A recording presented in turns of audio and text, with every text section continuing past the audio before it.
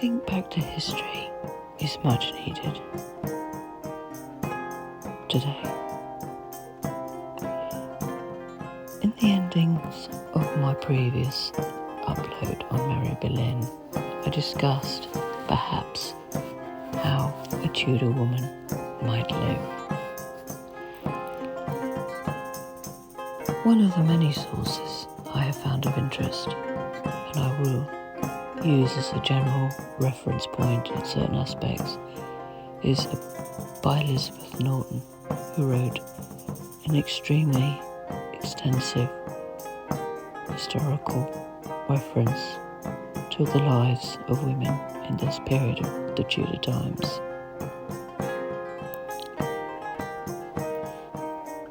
Obviously, a Tudor woman, or any woman of that era, could be a princess, a queen, a noble woman, a merchant's wife, a servant, a rebel, a Protestant, a Catholic.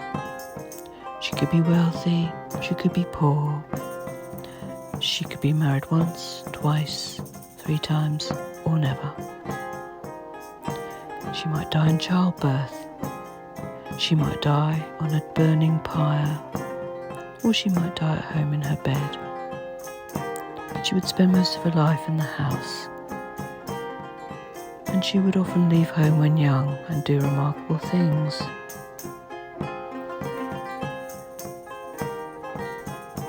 Many Tudor women travelled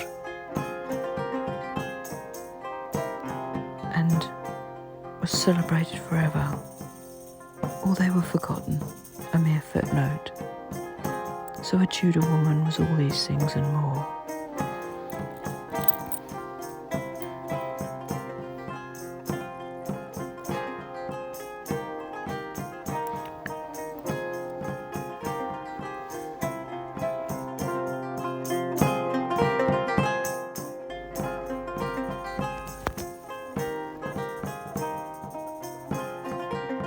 Going on to fashion, or clothing really,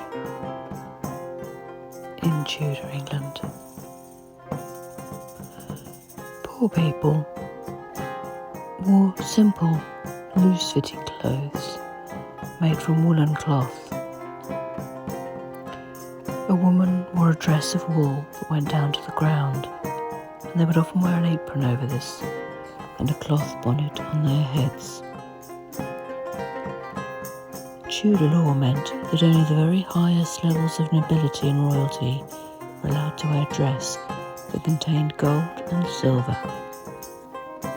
It was then kept safe after wearing as an altar cloth. Often. One of the questions in my previous upload on Mary Boleyn was about the sloping shoulders seen in portraits. And why was that? Why did they often look as if they had sloping shoulders? Well,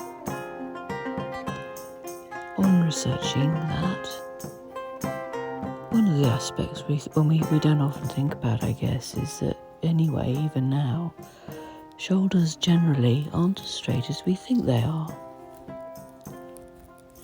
Extremely rounded shoulders actually exist, and often can be the result, as we know, of poor posture, ageing, amount of body fat, or the shape and size of the trapezius muscle. Certain fashions were specifically designed to create the illusion of a more sloped, narrow shoulder, but that was later, in the late 18th and 19th centuries.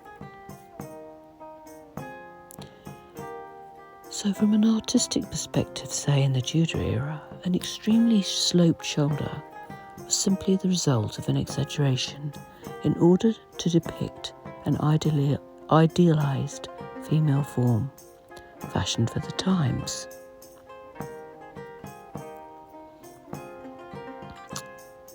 Obviously, rightly so, clothes were heavy too if you were well off, but it was more about giving that perspective.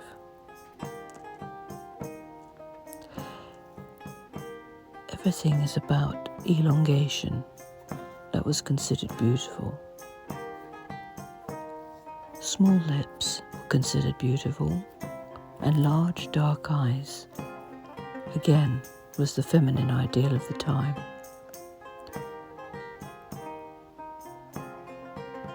Distortion of the body with a corset was ideal too, to make a figure stand out or particularly beautiful.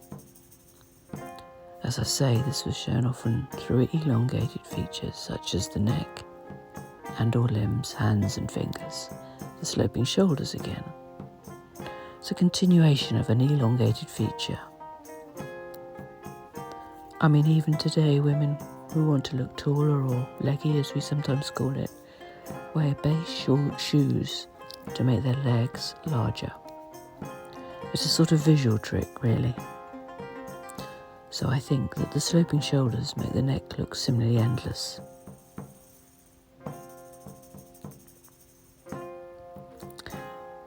The Tudor view of pure beauty during the Elizabethan era, particularly, was a woman with light hair, very pale complexion, and red cheeks and lips. This snow-white complexion could only be achieved by wealthy women of the upper class. It was a sign of wealth and nobility. It meant you weren't out in the sun, you weren't working in the fields, for instance. The general headwear, be it poor or rich, had sort of marked ideals for everybody. Headwear, for instance. Women were always supposed to wear something on their head. Poorer women would wear a cap, or it might be a headdress if you were more well off. A chemise, which was a long sleeve top, worn under a kirtle, and or a gown if you possessed a gown. Kirtles was a dress with lacing on the front of the bodice. Rich or poor, this was the basic dress for women in Tudor times. Skirt. These were held up by a farthingale, which was a circular frame made of wood, and a bumroll was used for added shape and tied at the waist. A corset, of course, that was worn on the upper body to make the woman look shapely and drawn in as tight as possible in order to make the waist as tiny as possible. A gown. Now, a rich woman wore a gown over the top of their clothes, which would also be made of really expensive materials, often if they could afford it. And then during the time of Queen Elizabeth I, it was fashionable to wear a ruff around the neck.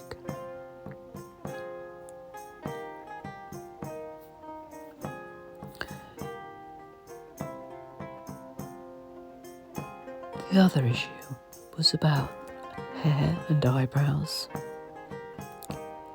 Many women adopted a bizarre approach of soaking bandages in a mixture of ammonia, walnut oil and vinegar to suppress hair growth on the forehead. Because it was a high forehead, going back as far as possible was considered the most elegant. Eyebrows were plucked to tiny, tiny, tiny lines. So yes, they did pluck their eyebrows then.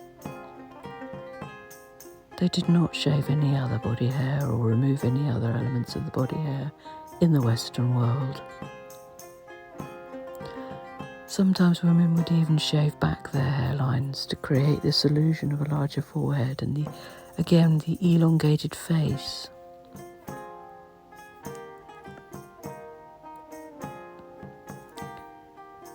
This domed forehead, so desirable, a trait of the time. So the plucking of the eyebrows again, going back to that made that dome effect, that high forehead more enhanced. Many of us were encouraged to pluck our eyebrows in the 70s and 80s in the 20th century to to nothingness, and now are desperately drawing in, sticking on eyebrows because of the fashion change. During the Elizabethan era, which was obviously Elizabeth I, many women dyed their brows in the reddish tones as a nod to the Queen. Also, the rules of the Catholic Church also influenced how women treated their hair. Growing it out and long was a display of femininity. For instance, many would have had hair right down to their waist. And the rules of the Catholic Church also influenced how women treated their hair. Growing it out, keeping it concealed when in public, was the height of everything, and if you showed it, it was considered immodest.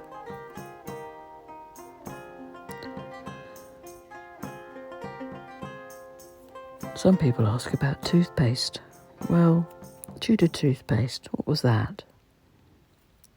Really, poor people, it would probably be a birch twig or something like that, and maybe a little bit of chalk if they could get it, but maybe a twig to just brush against their teeth or a cloth. Whereas the wealthy used sugar. Sugar was everything. Sugar was very expensive. It was considered desirable to have. The more sugar you had, the more rich you were, the more status it seemed to give you. So not only did they eat it as much as they could, they brushed their teeth with it too. And I think that obviously explains a lot of the reasons why a lot of them ended up with wooden false teeth. And then that nitty-gritty subject of toilet paper. Well, that was unknown in the Tudor period. Paper was a precious commodity for the Tudors, so they used salt water and sticks with sponges or mosses placed at the top, whilst royals used the softest lamb and cloths. And then some lucky servant, if you were well off and had a servant, would have the glorious job of disposing or even washing these items to be reused. They didn't wear knickers, for instance. These were not really heard of. I could go into more detail, but I won't today. Perhaps if anyone's got any other questions on those sorts of issues, I will. But the one thing I think about those times was the fact that people got up very early. They were ruled by the Catholic prayers. So they would get up to pray very early, in the early hours. They would break their fast, as they called it, which we now call breakfast, obviously. And then they would go about whatever their day was, eat their lunch, etc. The wealthy would perhaps go for a ride on their horses, visit neighbouring people. The poor would be at the market trying to sell their wares. But the one thing that was really difficult was light in the evenings. So people wouldn't have stayed up late. And candles were quite a luxury, and only the very well off would have candles made of beeswax. One of the interesting facts about clothing, perhaps, for the more wealthy women, was they often had a lot of glittery cloths sewn into, or glittery thread sewn into the cloths of their clothes, or forms of jewels. And this also helped, bizarrely, I know, but it helped in the evenings, because there wouldn't have been that much light if they were walking around in the dark.